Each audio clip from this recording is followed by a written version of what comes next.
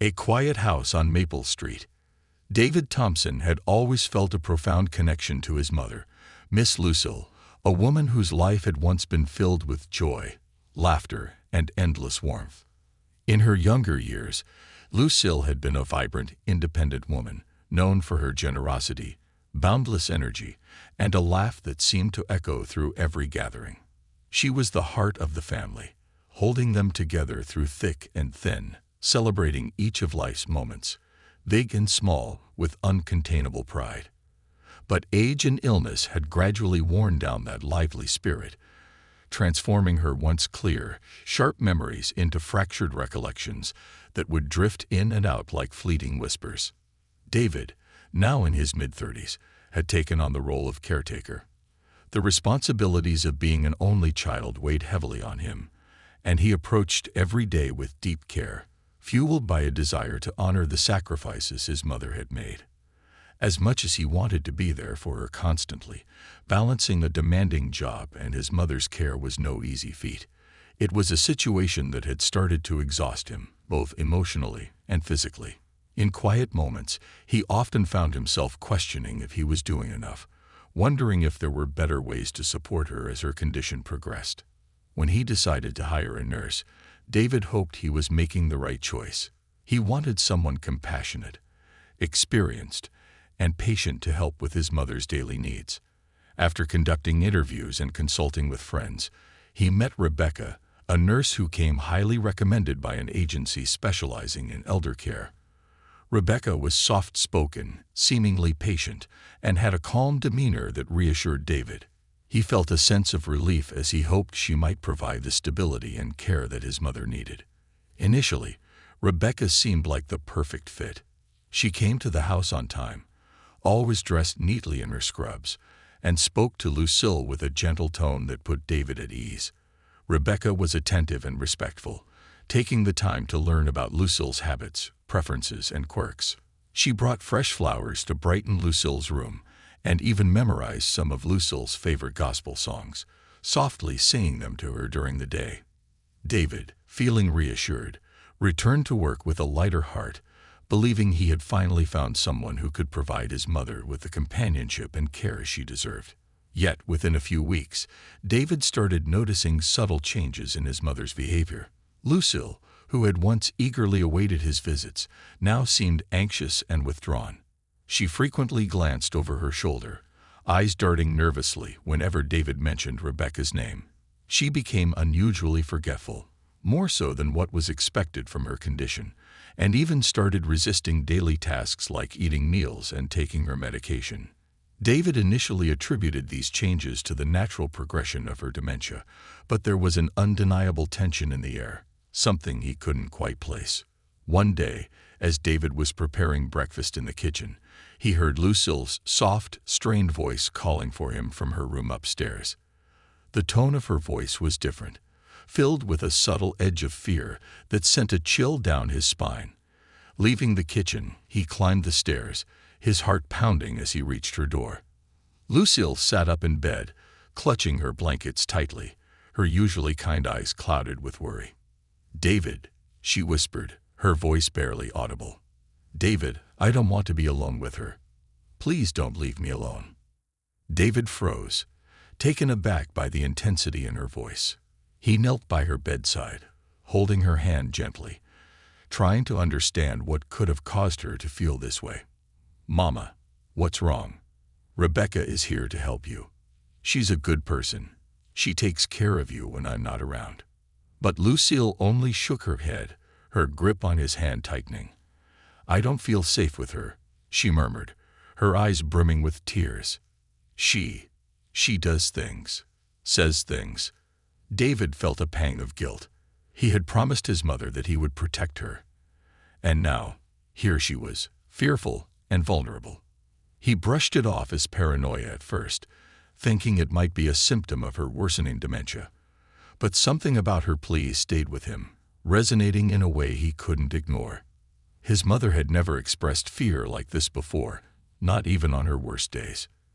Deciding to confront the issue, David spoke to Rebecca after his mother had fallen asleep that evening. He gently asked if there had been any difficulties or if Lucille had been resisting her care. Rebecca's face softened, and she reassured him with a practiced, calm demeanor.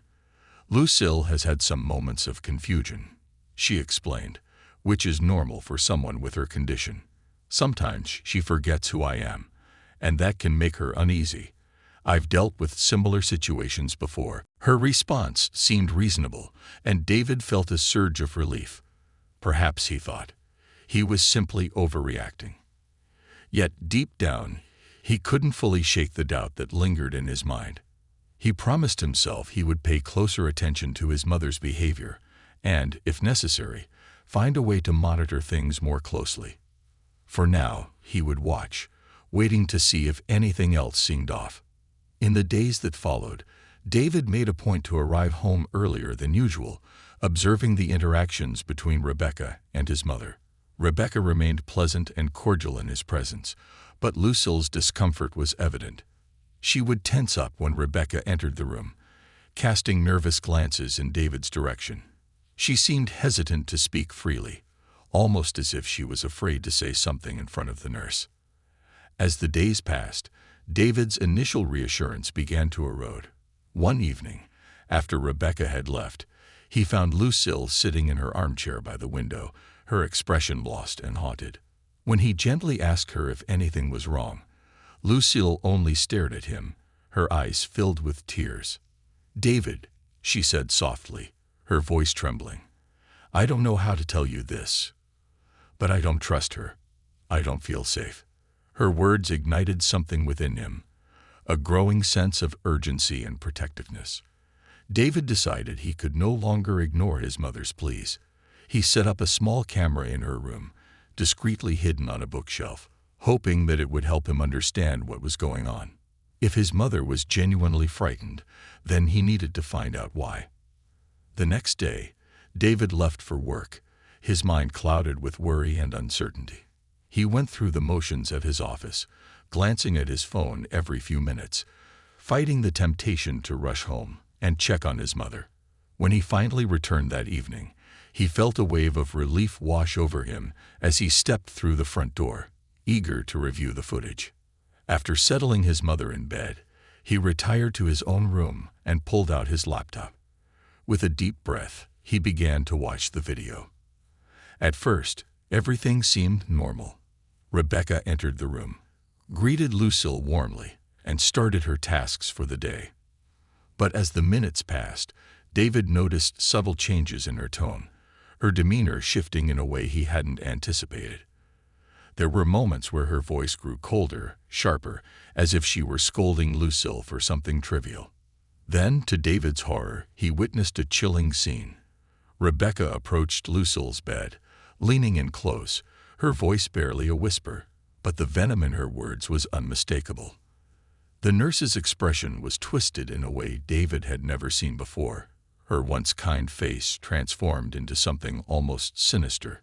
He watched as Rebecca whispered something into Lucille's ear. Words that he couldn't hear but could feel in his gut were cruel and belittling. David's hands shook as he paused the video, bile rising in his throat. He had trusted Rebecca, believing her to be the compassionate caregiver his mother needed. But now, as the horrifying reality unfolded before his eyes, David knew he could no longer let her near his mother, uncovering hidden fears. The night was long and restless for David. He lay in bed, wide awake, replaying the footage in his mind. Seeing Rebecca's dark side unleashed something within him that he couldn't ignore. The quiet anger he felt turned into a fierce, protective resolve. He was horrified, ashamed even, for not having realized sooner that his mother's fears were valid. The woman he had trusted with his mother's care was someone who caused her anguish. How many days had Lucille endured this torment in silence, unable to voice her fear? The first light of dawn peeked through his window when David finally drifted into a fitful sleep, but his mind was still reeling. He knew he couldn't delay action. That morning, he made 2 phone calls. The first was to his boss, explaining that he would need a few days off to handle a family matter. The second was to the agency that had assigned Rebecca to his mother's care. When he spoke with the agency's supervisor, he demanded that Rebecca be removed from her position immediately. The supervisor was apologetic and offered to assign someone else, but David declined. "I don't want another nurse from your agency," he said firmly, the anger simmering just beneath the surface. "I'll handle my mother's care on my own until I can find someone else." After the calls, David went to Lucille's room, hoping she had slept peacefully. As he entered, he found her awake, staring out the window, her shoulders slumped, and her gaze distant. She seemed so small and vulnerable, sitting there in her favori armchair with the morning sun casting a gentle glow around her. The sight broke his heart. "Good morning, Mama," he said softly, moving closer and kneeling beside her. "How are you feeling today?" She looked at him, her eyes clouded with confusion. Then recognition flickered, and a faint smile touched her lips. "David, my sweet boy, it's good to see you." He took her hands in his, feeling the frailty in her touch. For a moment, he struggled to find the words. How could he ask her about Rebecca without causing her more pain? He didn't want to upset her, but he needed to know the extent of what she had gone through. "Mama, I know things haven't been easy," he began gently, choosing his words with care. "And I'm sorry if I haven't been here enough. But if there's anything you need to tell me, anything that's been bothering you, you can tell me." Lucille's face softened, and for a moment, she seemed to hesitate.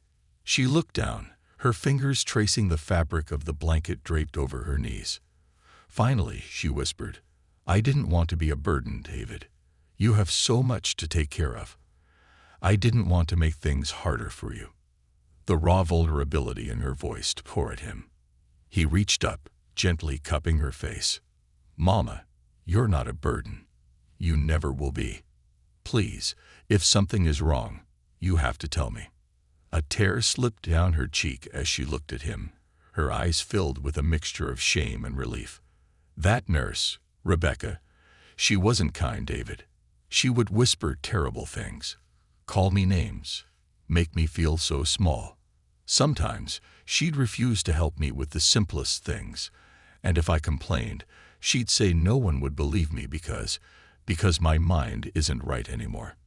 David's heart broke as he listened to her.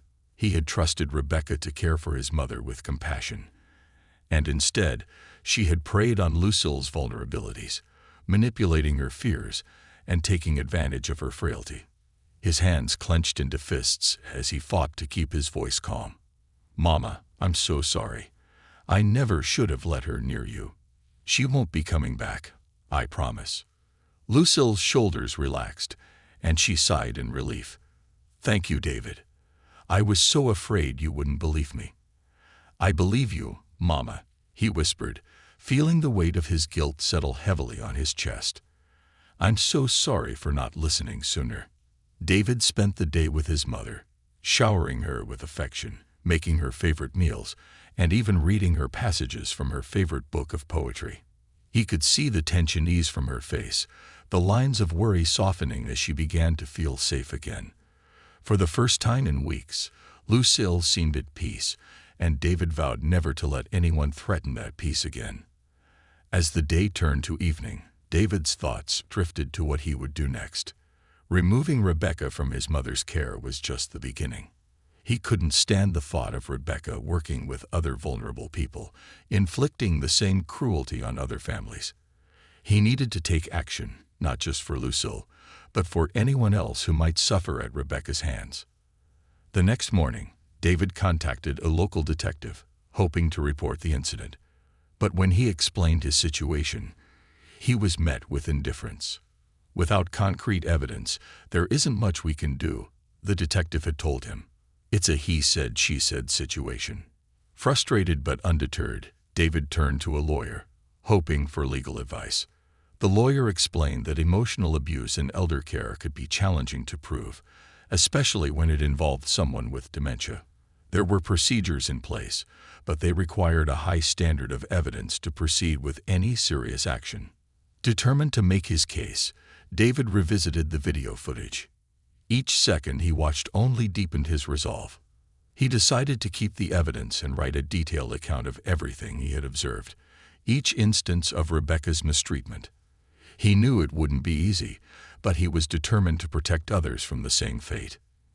In the days that followed, David continued to stay by his mother's side, but his trust in home care agencies had been shattered. He decided to keep Lucille's care strictly within the family for now, with the help of a few close friends who had offered their support. As he began arranging a network of familiar faces to assist with her daily needs, he noticed a marked improvement in Lucille's mood. Her laughter began to return, filling the house with a warmth he had missed dearly. One evening, as they sat together, Lucille turned to him, her eyes filled with gratitude. "David, I feel safe now.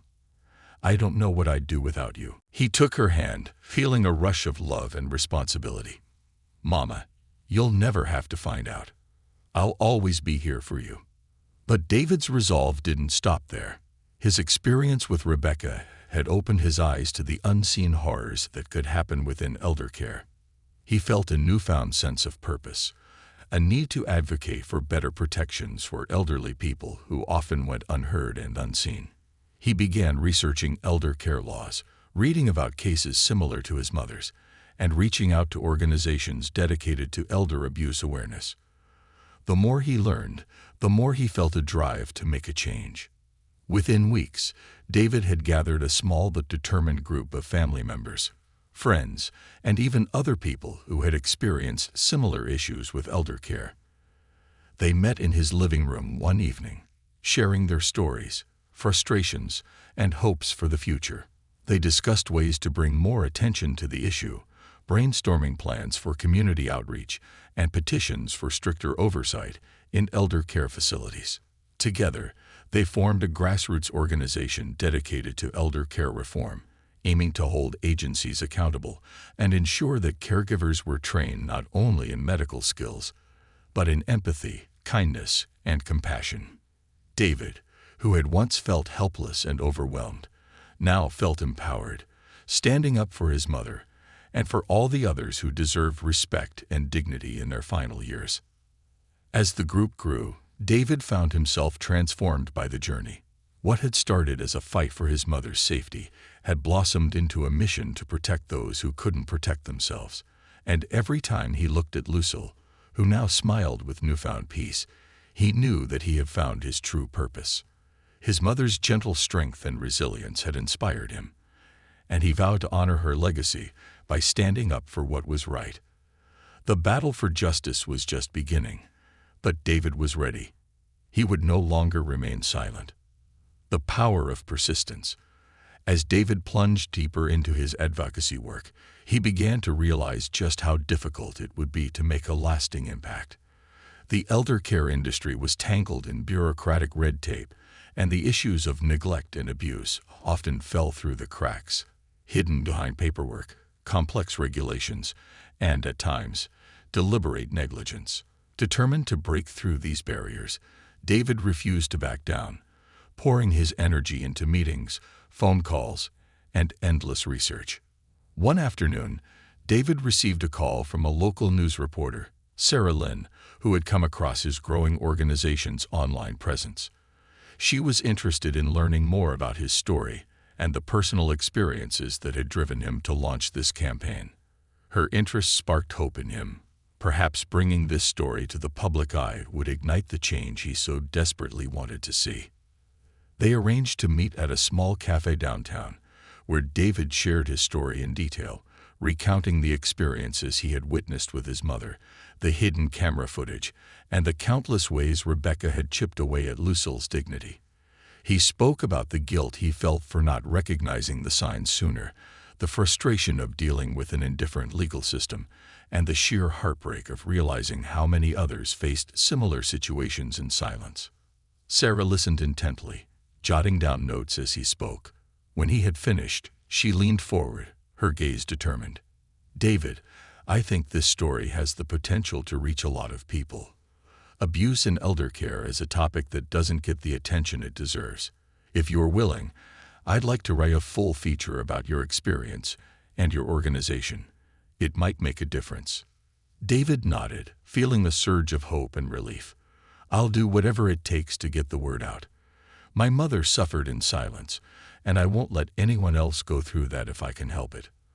Over the next few weeks, Sarah interviewed other families who had experienced mistreatment in elder care facilities, gathering stories that revealed patterns of neglect, exploitation, and even cover-ups. She worked tirelessly, carefully weaving these accounts into a powerful exposé that shed light on the hidden injustices faced by vulnerable elders. The final article, titled "Unseen Suffering: The Hidden Epidemic of Elder Abuse," was published in the local paper and quickly gained traction online. David was overwhelmed by the response. Messages poured in from readers who shared their own stories of neglect, and many offered support for his organization. The attention even caught the eye of a few prominent lawyers and advocates who reached out, offering their expertise to help him push for reform. David's small group began to grow rapidly, gaining both members and momentum. He felt a renewed sense of purpose, knowing that the fight for justice was finally moving forward. However, not everyone supported his mission. Some agencies and care facilities began to push back, worried that the negative publicity would hurt their business. David received emails accusing him of tarnishing the industry's reputation, and even a few veiled threats from anonymous sources warning him to drop this crusade if he knew what was best for him. It was unsettling, but David refused to be intimidated. He knew the difference he was making was too important to abandon now. One evening, while reviewing emails, David received a message from a woman named Evelyn Harris. She introduced herself as a former caregiver who had worked with Rebecca at various facilities over the years. Evelyn had read the article and was moved to share her own experience, claiming that she had witnessed Rebecca mistreat other patients as well. She offered to meet in person, saying she had information that could help David's case if he was interested. Curious and a little wary, David agreed to meet Evelyn at a quiet cafe near his home. When he arrived, he saw an older woman with a warm smile waiting for him. She greeted him with a firm handshake and a look of compassion in her eyes. "Thank you for meeting me, David," she said, taking the seat. "I wanted to tell you how much I admire what you're doing. It takes courage to stand up to these agencies. Most people don't want to get involved, especially not when it's a fight against big companies." David nodded, grateful for her support. "Thank you, Evelyn. I appreciate that more than you know. But I have to admit, I'm curious, what made you decide to reach out?" Evelyn sighed, glancing around as if to make sure they were alone. "I worked with Rebecca at a few different places over the years. I saw things that made me deeply uncomfortable. I tried reporting her behavior to our supervisors, but every time I was brushed off. They didn't want to listen. They just kept telling me she was good with patients and that her record was spotless. But I knew that wasn't the truth." She went on to describe incidents that mirrored what David had seen in his mother's case: moments of cruelty, whispered threats, and even physical mistreatment. Evelyn had tried to intervene when she could, but her complaints were met with hostility. Eventually, she was let go from the facility where she had last worked with Rebecca, under the pretense of not being a team player. She suspected Rebecca had something to do with it, but she had no proof. "I wanted to do more," Evelyn said, her voice thick with regret. "But I was afraid. I thought that by speaking up, I'd just lose my job, and maybe even my career. But seeing your story, it reminded me that staying silent only lets people like her get away with it." David listened, feeling both angered and saddened. It was a painful reminder of how broken the system truly was, how those who tried to make a difference were often silenced or punished. He thanked Evelyn for her courage and asked if she would be willing to share her story publicly. She hesitated, but after a moment, she nodded. "If it means people like Rebecca will finally be held accountable, then yes, I'll do it." With Evelyn's testimony and his own experiences, David and his team compiled a dossier of evidence. They included the video footage, signed statements from other former caregivers, and accounts from families who had experienced similar issues. It was a powerful document, and they sent it to local lawmakers, hoping to catch the attention of someone who could help push for stronger regulations. To David's surprise, a young, passionate councilwoman named Angela Ramos responded. She reached out, expressing her support for his cause. Angela had been advocating for elder rights in her own district and saw this as an opportunity to work together. She arranged a meeting with David and his team to discuss possible legislative changes. When they met, Angela listened intently, her brow furrowed as she reviewed the dossier. "This is heartbreaking," she said, her voice barely above a whisper. "We need to do something about this, but it won't be easy. There are powerful interests in the elder care industry, and they'll fight back hard." David nodded, steeling himself. "I'm ready. Whatever it takes, I'm prepared to go all the way." Angela smiled, her determination matching his own. "Then let's get to work." The next few months were a whirlwind of meetings, presentations, and public forums. Angela introduced a bill that aimed to increase oversight in elder care facilities, requiring regular inspections, harsher penalties for caregivers caught mistreating patients, and mandatory background checks for all staff. David's organization played a crucial role, rallying public support and gathering signatures for the bill's petition. As word spread, David's mission began to gain traction, drawing support from people across the state.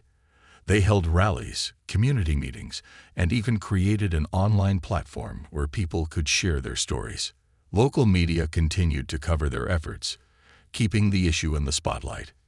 Each time he spoke about his mother's experience, David felt a renewed sense of purpose, knowing that their fight was making a difference. But the opposition was fierce.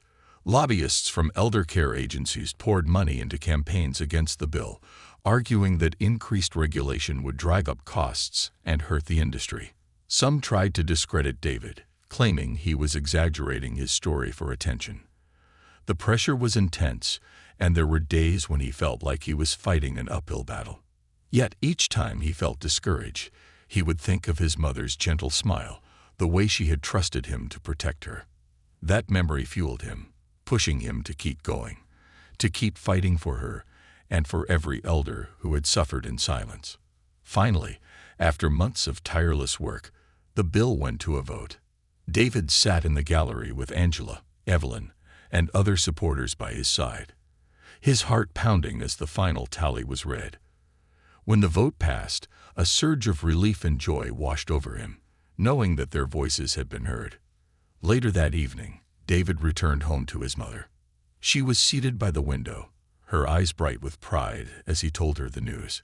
He wrapped his arms around her, feeling the warmth of her embrace, knowing that he had kept his promise to protect her and countless others. The journey had been long and arduous, but David knew it was only the beginning. His mother's strength and resilience had inspired him to find his own, and he was ready to continue fighting for justice, one step at a time. Trials and triumphs. The passage of the Elder Care Reform Bill was a monumental victory for David and his growing community of supporters, but he knew it was only the beginning. With the law in place, David was determined to ensure it was properly enforced and that the industry would truly be held accountable. As he poured himself into the work, he began to understand that the fight was more complex than he had ever imagined. Soon after the bill passed, David was contacted by a state inspector named Jonathan Morales. Jonathan was one of the newly appointed officials responsible for enforcing the reforms David and his allies had worked so hard to pass. They met in a small, unassuming government office, surrounded by stacks of files and paperwork that represented the daunting scope of their task. "David, I want you to understand that I'm on your side," Jonathan said, his voice steady but weary. "But we're up against an entire system that has been running this way for decades. Change doesn't happen overnight." David nodded, understanding but unwilling to back down. "I know it's not going to be easy, but if we don't hold these facilities accountable, then all of this, the bill, the testimonies, the rallying, it'll mean nothing." Jonathan nodded, a glimmer of admiration in his eyes. "I'll be honest with you, David. This new law is going to be tough to enforce. It's going to require manpower, resources, and most of all, persistence." but I believe we can do it, especially if we work together." And so began a partnership between David and Jonathan, one built on a mutual dedication to protecting the vulnerable. Jonathan invited David to accompany him on unannounced inspections, allowing him a first-hand look at the conditions in elder care facilities. It was a humbling, eye-opening experience that solidified David's resolve to keep pushing forward. During one such inspection, they visited a facility that had a pristine reputation on paper, but immediately struck David as cold and clinical. The walls were bare, the common areas empty except for a few residents sitting silently in their wheelchairs, their eyes hollow and unfocused. A faint odor of antiseptic mingled with something sour lingered in the air. David and Jonathan walked through the hallways, observing the residents and talking to staff members. While some staff seemed genuinely caring, others were dismissive or even irritated by their questions. In one room, they found an elderly woman lying in bed, her frail frame barely covered by a thin blanket. Her face was pale, her lips cracked, and she appeared severely dehydrated. "Ma'am, are you all right?" Jonathan asked gently, kneeling by her bedside. The woman looked at him with a weary gaze, her voice barely a whisper. "They don't come when I call. They just leave me here. I'm so thirsty." David felt his chest tighten as he looked around the room, noting the empty water jug on her bedside table and the thin, stained pillow beneath her head. He turned to Jonathan, his jaw clenched. "This isn't right. She needs help." Jonathan's face hardened, and he called for a nurse to attend to the woman immediately. But as they left the facility that day, David couldn't shake the image of the woman lying there, alone and neglected. He knew that many others were likely suffering in silence, hidden behind closed doors. Determined to do more, David proposed an initiative called Project Dignity. The idea was simple: empower family members and advocates to visit facilities regularly, check on conditions, and report any signs of neglect or abuse. With Jonathan's support, David reached out to his network, rallying volunteers and training them on how to conduct effective, respectful visits. Soon, Project Dignity had a presence in over a dozen facilities, bringing an added layer of accountability to the industry. The impact was immediate. With more eyes and ears on the ground, incidents of neglect were identified and addressed faster. David worked closely with Jonathan to compile reports, which were then submitted to the state. Over time, Project Dignity became a respected watchdog organization, inspiring other states to consider similar programs. But success came with a price. David's tireless advocacy work had begun to strain his personal life. The long hours, the emotional toll, and the constant pushback from resistant facilities left him physically and mentally exhausted. His friends worried about him, and even Lucille noticed his fatigue. One evening, as David sat with Lucille, she took his hand, looking at him with a mix of pride and concern. "David, my boy, you've done so much good," she said, her voice soft. "But you need to remember to take care of yourself too." David smiled, squeezing her hand. "I'm fine, Mama. I just want to make sure people like you are treated with respect and dignity. You deserve that." Lucille's eyes sparkled with gratitude, but her expression remained serious. "You're a wonderful son, David, but I don't want to lose you to this fight. I've seen how much it takes out of you. Promise me you'll find time to rest." Her words struck a chord, and for the first time, David realized that he had been neglecting his own well-being. He promised her he would try to find balance, though he knew it would be difficult. The fight felt endless, and every day seemed to bring new challenges. One afternoon, David received a call from Sarah, the journalist who had first covered his story. She told him that she had been contacted by a woman whose father had suffered under Rebecca's care at another facility. The woman, Vanessa, had been devastated to learn that her father had endured similar abuse, and she wanted to share her story to warn others. Sarah suggested that they meet to discuss a follow-up article, and David agreed, eager to hear Vanessa's experience. They met in a small conference room at David's organization headquarters. Vanessa was a soft-spoken woman in her late 30s, her eyes red-rimmed from tears as she recounted her father's experience. She described how Rebecca had verbally abused him, isolated him from other residents, and even tampered with his medications to keep him compliant. Her father's health had deteriorated rapidly, and Vanessa blamed herself for not recognizing the signs sooner. It's like she took away everything that made him. Vanessa whispered, her voice breaking. I can't believe I trusted her. David reached across the table, his heart aching for her. You didn't know, Vanessa. None of us did. But together, we can make sure she doesn't hurt anyone else.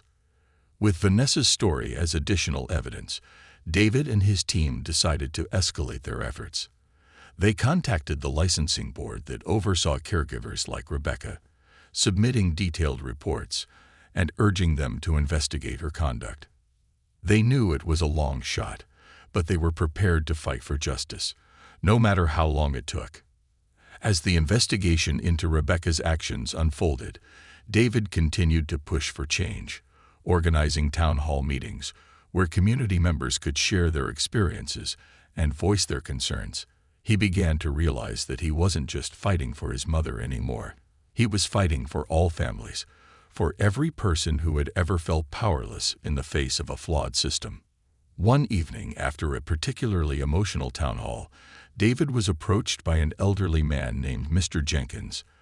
With a weathered face and a gentle smile, Mr. Jenkins shook David's hand firmly.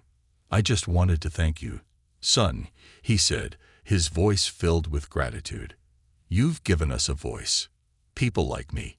We don't usually get heard. But because of you, we're finally getting the respect we deserve.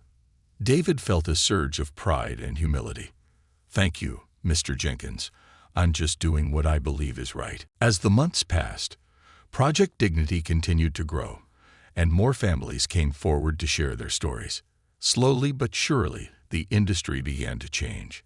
Facilities were forced to improve their practices, agencies implemented stricter hiring procedures, and caregivers were held to higher standards. David knew that there was still a long way to go, but he took comfort in the progress they had made.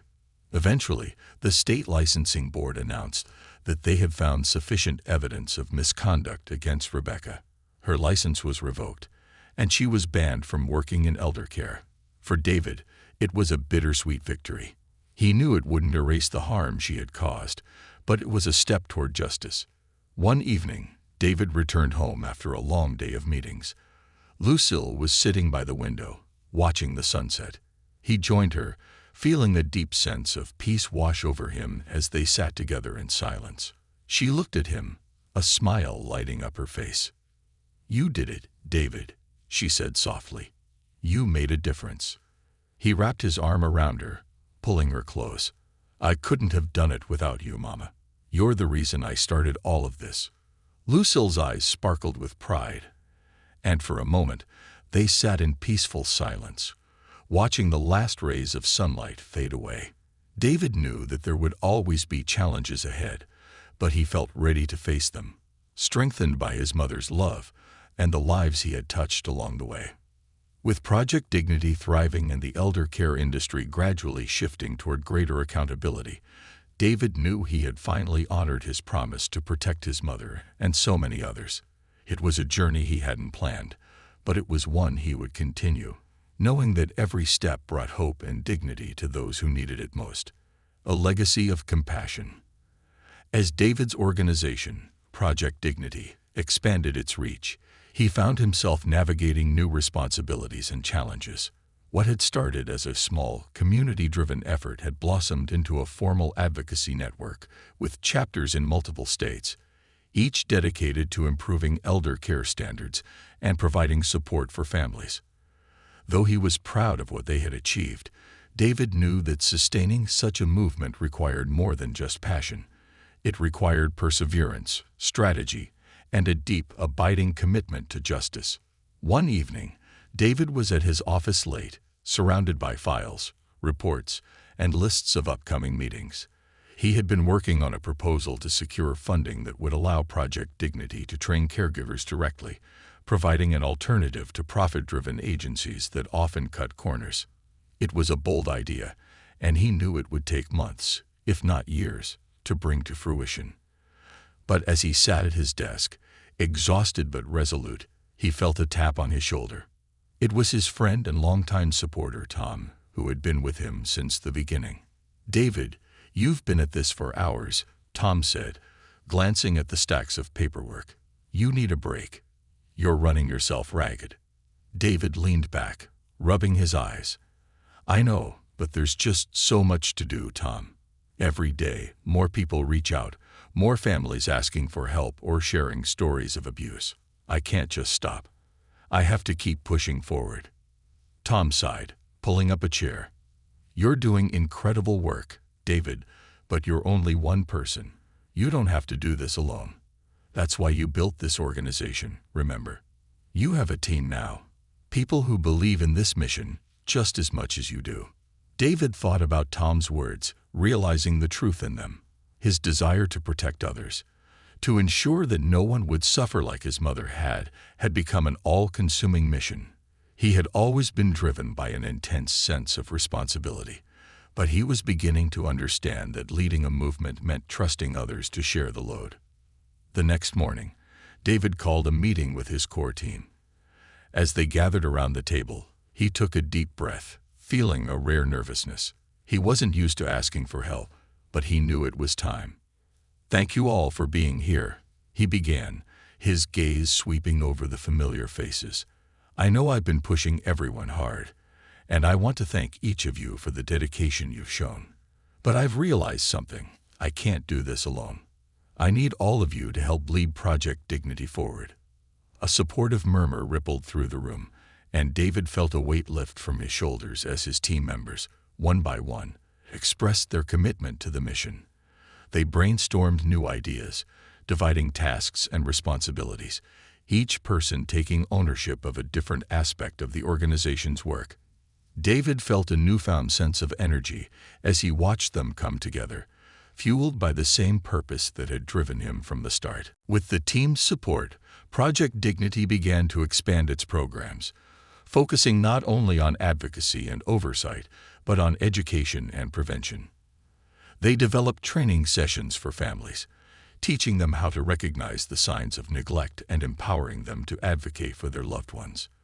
They also launched an online resource center, providing a wealth of information on elder rights, legal options, and support networks.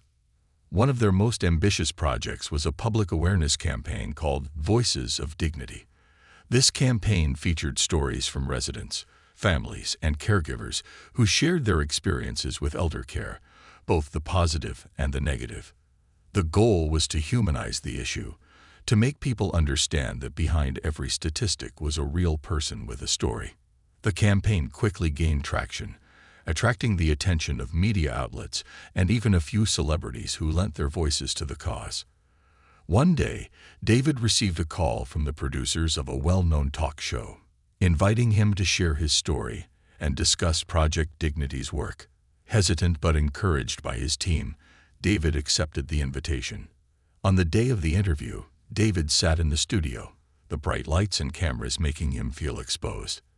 But as he spoke about his mother, about her strength and resilience, and about the countless others who had suffered in silence, he felt a deep sense of purpose. He wasn't just telling his story. He was giving a voice to everyone who had been overlooked, neglected, or mistreated. The response was overwhelming. Messages poured in from people across the country, many of them sharing their own experiences and expressing their gratitude for Project Dignity's work. Donations increased significantly, allowing them to expand their programs and hire more staff. David was heartened to see the organization grow, knowing that they were making a real difference. As Project Dignity became more established, David found himself drawn to another, more personal project, creating a safe, community-oriented care center in honor of his mother. Inspired by her love for people and her compassionate spirit, he envisioned a facility that would focus not only on physical care, but on fostering connection, creativity, and dignity for its residents. He named it the Lucille Thompson Center for Living with Dignity, and it was designed to be unlike any other facility. Instead of a sterile, institutional environment. The center had warm, inviting spaces filled with natural light, gardens where residents could relax or grow their own plants, and rooms dedicated to art, music, and storytelling. Families were encouraged to visit often, and community members volunteered regularly, creating a vibrant intergenerational atmosphere. David poured himself into the project, working with architects, designers, and healthcare professionals to create a space that embodied his mother's values. He met with local artists to arrange for murals that celebrated the lives of the elderly, capturing scenes from past eras and evoking memories that residents could relate to and enjoy. He even set up a small recording studio where residents could share their life stories, preserving their voices for future generations. When the center finally opened, it was everything David had dreamed of. The residents, many of whom had come from less welcoming facilities, flourished in the new environment. They laughed, they shared stories, and they formed friendships. David visited often, spending time with the residents and learning about their lives, finding inspiration in their resilience. The Lucille Thompson Center for Living with Dignity quickly gained a reputation as a model of compassionate elder care, drawing attention from healthcare professionals, journalists, and even legislators. David was proud to see his vision come to life, knowing that his mother's legacy was being honored in a way that would make a lasting impact. One afternoon, as David was visiting the center, he was approached by a woman named Clara, one of the residents. She was in her 70s, with a gentle smile and eyes that sparkled with wisdom. "David," she said, reaching out to take his hand, "I wanted to thank you for what you've created here. This place, it's a sanctuary. I've never felt so seen, so valued. You've given us more than just a home. You've given us hope." Her words filled David with a deep sense of fulfillment, a feeling that he had been searching for since the day he had started this journey. He looked around the center, seeing the residents laughing together, engaged in activities, living fully in the moment. It was a reminder that his fight for justice had been about more than just correcting wrongs. It had been about creating a world where people like his mother could live with dignity and joy. Over the following years, David continued to expand the reach of Project Dignity and the principles of compassionate care. His organization began offering grants to families who couldn't afford quality care, partnering with healthcare providers to offer free training sessions for aspiring caregivers, and advocating for policies that would protect vulnerable seniors. As he grew older, David remained a guiding force behind Project Dignity, mentoring the next generation of advocates who had been inspired by his story. He found peace in knowing that the movement he had started would carry on, that his mother's legacy of kindness and courage would continue to touch lives long after he was gone. In time, David retired, passing the reins of Project Dignity to a team of trusted leaders. He remained involved in the Lucille Thompson Center, visiting regularly and spending time with the residents who had come to see him as part of their extended family. It became his refuge, a place where he could reflect on the journey he had undertaken, the battles he had fought, and the lives he had changed. One evening, as he sat in the garden, watching the sunset, he felt a profound sense of gratitude. His life had been shaped by a calling he had never anticipated, a mission that had brought him to the heart of human compassion. And though the fight had been long and at times painful, he knew he had honored his mother's memory in the best way he could. The Lucille Thompson Center for Living with Dignity became more than just a facility. It was a beacon of hope, a testament to what was possible when people came together with love, determination, and a commitment to justice. Families from across the country continued to visit, inspired by David's story and by the resilience of the residents who called the center home. And though Lucille was gone, David felt her presence in every corner of that place. She was there in the laughter of the residents, in the kindness of the caregivers, and in the spirit of every person who walked through its doors.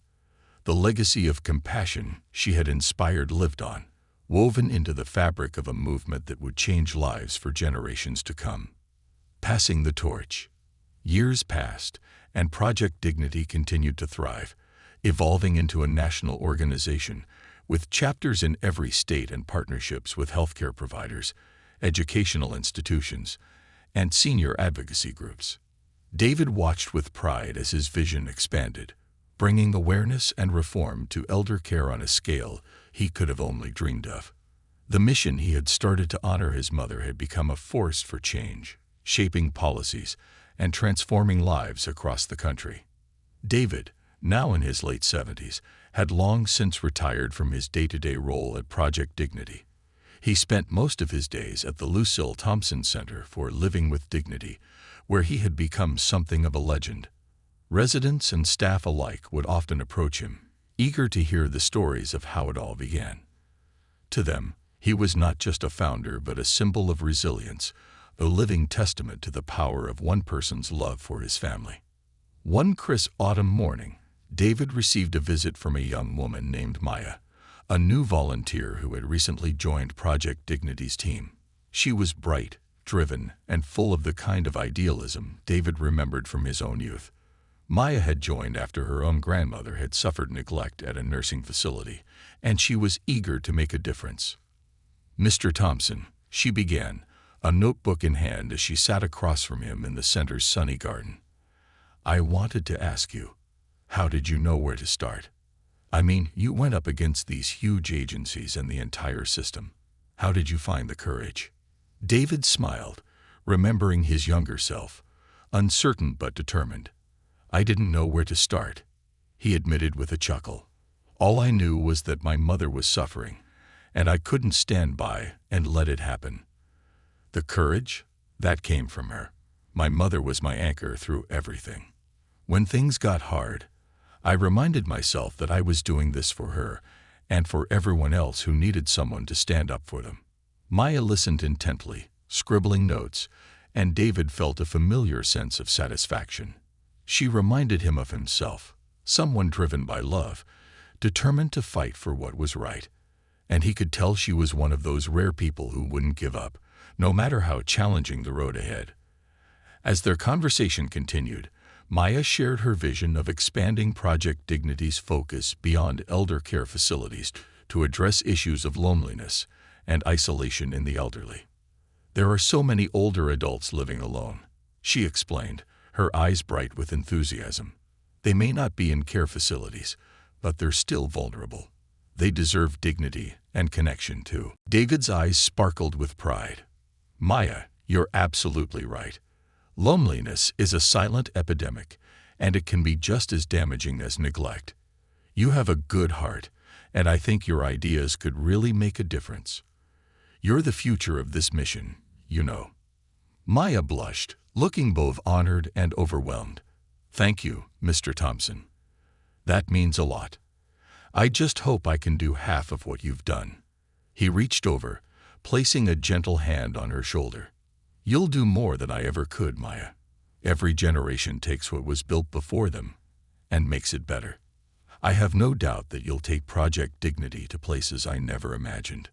Over the next few months, David mentored Maya, sharing his experiences, offering advice, and encouraging her to pursue her vision. He could see that she was ready to carry the torch, to lead Project Dignity into a new era.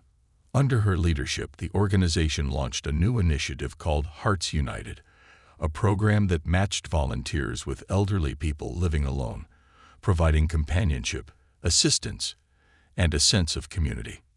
The program quickly grew, becoming one of Project Dignity's most beloved projects. Hearts United volunteers visited seniors weekly, helping with errands, reading to them, or simply spending time sharing stories over a cup of tea. The impact was profound. Many elderly individuals who had once felt invisible now felt seen, valued, and connected to the world around them. One particularly cold winter afternoon, David was at the center when Maya approached him with exciting news. "Mr. Thompson, we've been nominated for a National Humanitarian Award," she exclaimed, her eyes shining with excitement. "They're recognizing us for our work with Hearts United and Project Dignity as a whole." David beamed, feeling a rush of pride. "Maya, that's incredible. I couldn't be prouder. You've taken this mission to a place I never thought possible." As he watched her leave to share the news with the rest of the staff, David felt a deep sense of peace. He knew that his life's work was in good hands, that the values he had fought for would continue to shape the future long after he was gone.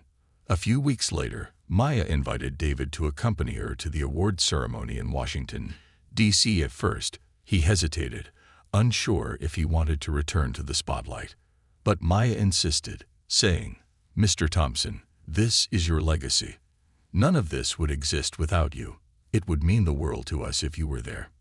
Touched by her words, David agreed. On the night of the ceremony, he wore a suit that had been carefully chosen by the staff at the center, who had taken great pride in preparing him for the event. As he entered the grand ballroom, he was met with applause and admiration from people across the nation who had been inspired by his story. When the time came to accept the award, Maya took the stage, holding the polished glass trophy that bore the words, "Humanitarian Excellence in Elder Care." She spoke passionately about Project Dignity, about the countless lives they had touched and the hope they had restored. Then she invited David to join her, saying, "There is one person here tonight without whom none of this would be possible." His love for his mother ignited a movement, and his courage continues to inspire us all. David stood slowly, feeling the weight of the years, but also the strength of the purpose that had sustained him. As he walked to the stage, the crowd rose in a standing ovation. He took the microphone, humbled and moved beyond words. "Thank you," he began, his voice thick with emotion. "This award, it's not just for me. It's for every caregiver, every family member, every volunteer, and every person who has fought to bring dignity to our elders. It's for my mother, Lucille, who taught me the true meaning of compassion. And it's for each of you who carry this mission forward." The applause thundered as David stepped back, overcome with gratitude and pride.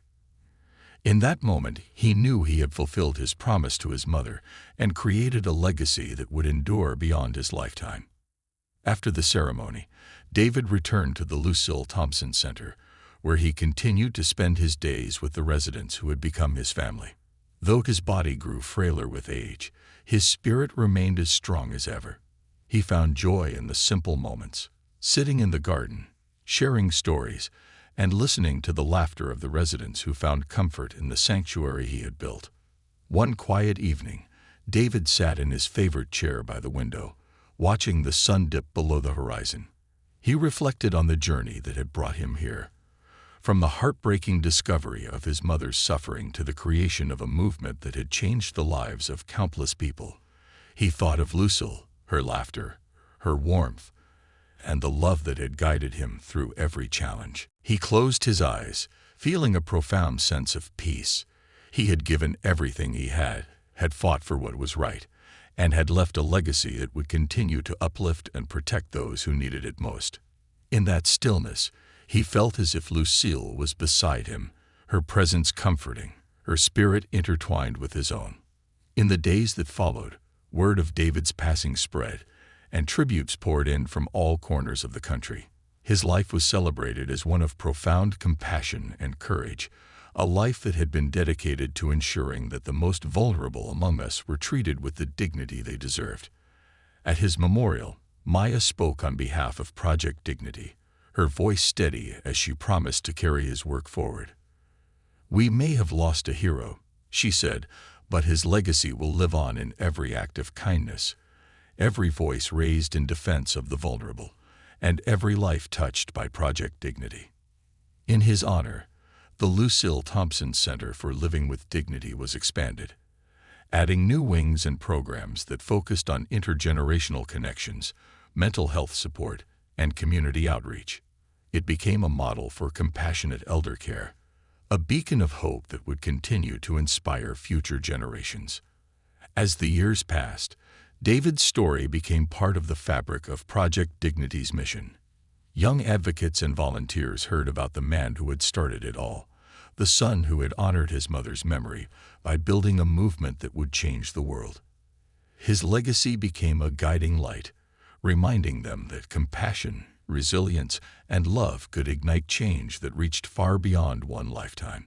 And somewhere, in the hearts of those who knew him, David's spirit lived on, a quiet, powerful force that whispered of courage and hope, urging them to carry forward his promise, to protect, to uplift, and to bring dignity to every life he had touched.